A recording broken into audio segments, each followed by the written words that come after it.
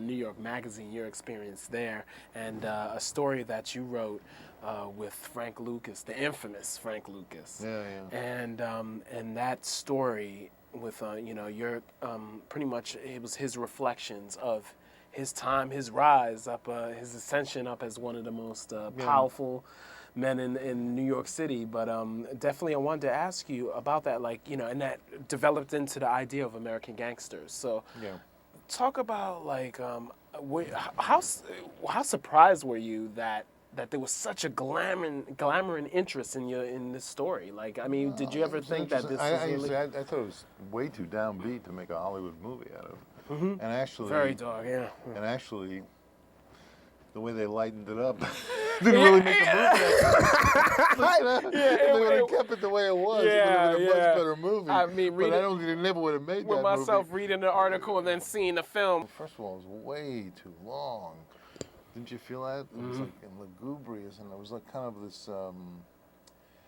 See, the Russell Crowe character in that movie doesn't really.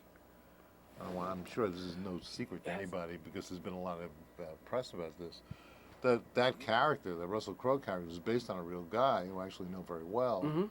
I mean, just to explain the whole thing, when I work at New York Magazine, and like I don't know, 2001 or something. 2000, your story came out. Yeah. Yeah, it was a long time ago. So like I had found the guy we were talking about before, Jack Newfield. He said, "Did you ever remember this guy, Frank Lucas?" And I said, "Frank Lucas." And we were driving out to see Bud. I remember this. I remember this quite well. And he said, I said, Frank Lucas, is he the guy, the drug dealer? And he said, yeah, the drug dealer. I said, the guy that put the dope in the coffin? This is a famous story from the 1960s. I mean, like, the Vietnam War was like, this unbelievable metaphor about, which is another thing they completely threw away in the film.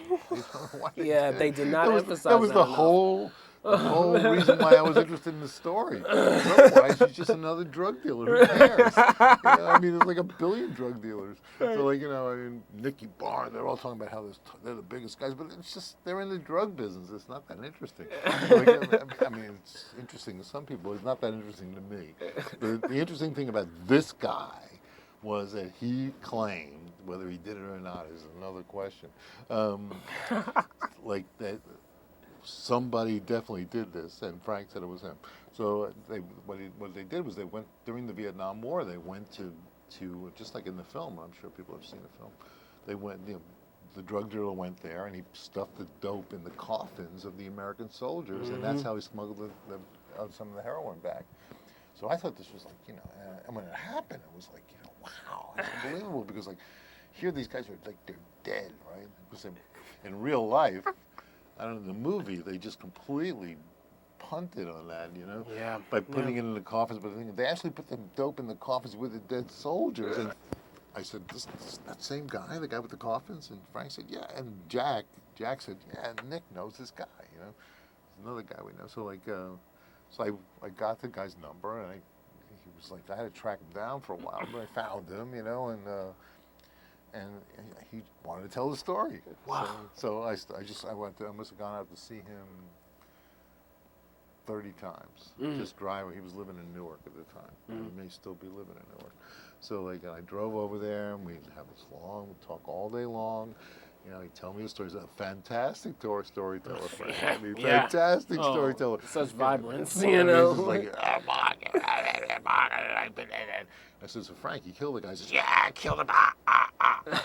And I still remember I brought the tapes home. I had the tapes. I had the tapes of this. I was listening to them. My wife comes in like, who are you doing a story on? Satan? He's going like, So, I mean, to me, he was an entertaining guy, and I really liked talking to him, but he's a bad guy. Yeah, he was a cold cat. Killer, man. He's a killer, and then, and he didn't care. I mean, now he walks around saying that, like, he feels so bad about all those people like that. He doesn't care. He didn't care then. He didn't care now. I mean, about all those people that jumped up, people that died. I think people come to the realization, as you get older, you have regrets, and Well, I'll tell you, maybe he has regrets now, but he didn't have Yeah, regrets then. 6 years Oh, ago. yeah. Oh, that's- You know, now that he's a famous guy, maybe he's supposed to have regrets because you can't go on TV and say like, "Yeah, I don't give a shit." You know, you can't do that, right? You know? So, hey, I mean, like, I mean, his attitude back then when he was doing the story was like, you know, hey, it wasn't. I didn't tell them to buy the stuff. They bought it. You know, it was like a free country. I said, but Frank, these guys are addicted, man. Oh, I mean, man. it is a question. I mean, and, you know, like in his defense, that is an interesting ethical question about whether or not he was just providing a service to people that were going to go somewhere else. You know, but I don't know. But anyway, Wow. in any event, he wasn't like Denzel Washington is in the movie. Yeah. You know, he wasn't that nice to his mom. He loved his mom. Would do anything for his mom. That's true. But as for all the rest of the stuff, I don't know. And see, and the character, the Russell Crowe character, that guy, Richie Roberts, the real Richie Roberts, he never chased Frank. You know, that's all made up. So the thing is, like, he prosecuted Frank and sent him to jail. But it wasn't ever like, you know, he's trying to find him or any of this kind of stuff. Right. It was like, you know, well, frankly, you know why he's in the movie.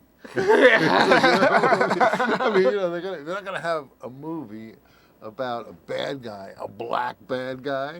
You know, I mean, it's just not gonna be. You know, Yeah. I mean, you got to have a white guy in the movie, and that was what it was all about. You know. And also get another Oscar-winning actor there too. Yeah, you know, big name. You know, I Hollywood. thought the movie was not. It's not that bad a movie, but I thought it could have been better. Besides, but I'm a terrible person to ask about that film because a lot of times, if you know too much about the topic, it kind of wrecks it. You know.